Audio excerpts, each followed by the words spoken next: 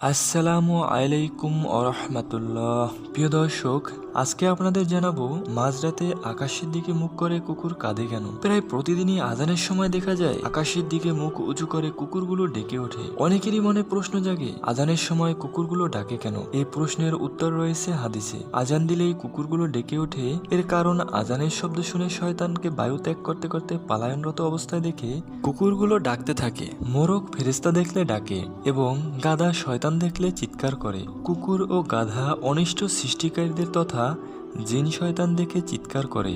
হযরত জাবির রাদিয়াল্লাহু হতে বর্ণিত, তিনি বলেন, আমি নবী করিম সাল্লাল্লাহু আলাইহি সাল্লামকে বলতে শুনেছি, যখন তোমরা রাত্রে কুকুরের চিৎকার এবং গাধার ডাক শুনতে পাবে, তখন আল্লাহর কাছে অভিশপ্ত শয়তান হতে পানাহা চাইবে, কেননা ওরা এমন কিছু দেখতে পায় যা তোমরা দেখতে পাও না। কুকুরের ডাক শুনলে পড়তে হয় আউযু বিল্লাহি মিনাশ শাইতানির রাজিম।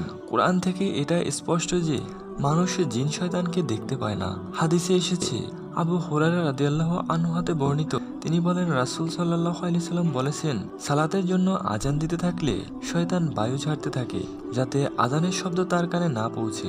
আজান শেষ হয়ে গেলে সে ফিরে আসে। আবার যখন ইকামত শুরু হয়, পিঠ ফিরিয়ে পালাতে থাকে।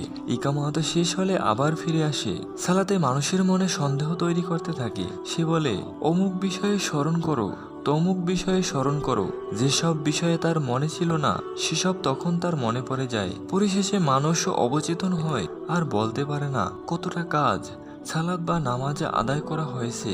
এখনো বর্তমান দুনিয়ায় দেখবেন কিছু মানুষ যাদেরকে সমাজে মানুষ উচ্চ মর্যাদাবান হিসেবে স্বীকৃতি দিয়েছে, তারা প্রায় আজান নিয়ে বিরূপ মন্তব্য করে থাকেন। যেমন, আজানের শব্দে ঘুম হয় না, আজানের শব্দে বায়ু দূষণ হয়, ইত্যাদি ইত্যাদি। নাউজুবিল্লাহ। হতে পারে তারা উচ্চশিক্ষায় শিক্ষিত, কিন্তু হাদিস অনুযায়ী তারা শয়তানের ভাই ও মানুষ শয়তান।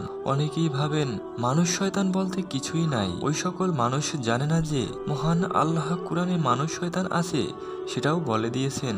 কুকুর সহ অন্যান্য যত প্রাণী আছে, তাদের ভাষা যেমন আমরা বুঝতে পারি না, তেমনি তাদের কি দেখছে তাদের চোখ দিয়ে সেটাও আমাদের বোঝার মতো এখন পর্যন্ত বর্তমান দুনিয়ায় কোনো পদ্ধতি আবিষ্কৃত হয়েছে কিনা আমার জানা নেই। আরও একটি বিষয়, সেটা হলো খেয়াল করবেন, কুকুর ঘেউ ঘেউ করে ডেকে ওঠে কোনো না কোনো কারণবশত। হতে পারে আঘাত পেলে, অথবা মানুষ কুকুরকে মারতে গেলে, অথবা অন্য কোনো তার প্রতিদ্বন্দ্বী প্রাণীকে দেখলে, ইত্যাদি ইত্যাদি। বিভিন্ন কারণে সে ডেকে ওঠে।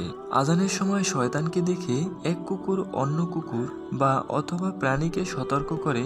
স্বাভাবিকভাবেই একটি কুকুর চায় তার এলাকায় যাতে অন্য কোনো প্রাণী না চলে আসে, বা কুকুর তার মালিককে বাঁচানোর জন্য ডাক পারে যাতে তার মালিকের কোনো ক্ষতি না হয়। তাই ডাকের মাধ্যমে সে আগেই তার উপস্থিতি বুঝিয়ে দেয়। কারণ ছাড়াই কুকুর বলতে গেলে ডেকে ওঠে, তার নজির খুব কম। কুকুর আজানের সময় কিছু না কিছু দেখে ডেকে ওঠে, বা তারা যা দেখতে পায় সেটা আমাদের চোখ দ্বারা দেখা সম্ভব নয়। এবং শয়তানকে কুকুর অত্যন্ত ঘৃণা করে এবং তাদের তাড়িয়ে দিতে চায়। এবং আপনি জানেন কি যে কুকুরের প্রবণতা হচ্ছে অপরিচিত কাউকে যখন দেখে তখন কিন্তু ঘেউ ঘেউ করে আওয়াজ করতে থাকে, চিৎকার চেঁচামেচি করতে থাকে। শয়তান তো কুকুরের কাছে অপরিচিত, এবং শয়তান বিভিন্ন সময় বিভিন্ন সুরাত বা চেহারা নিয়ে মানুষ এবং অন্যান্য প্রাণীর সামনে হাজির হয়। সেই সময় কুকুর তাদেরকে দেখে চিৎকার বা ঘেউ ঘেউ করতে থাকে। সুপ্রিয় দর্শক, এই ছিল আমাদের আজকের ভিডিও। ভিডিওটি ভালো লাগলে অবশ্যই একটি লাইক দিন, আর এখনও আমাদের চ্যানেলটি সাবস্ক্রাইব না করে থাকলে অবশ্যই সাবস্ক্রাইব করে পাশে থাকা বেল আইকনটি অন করে দিন।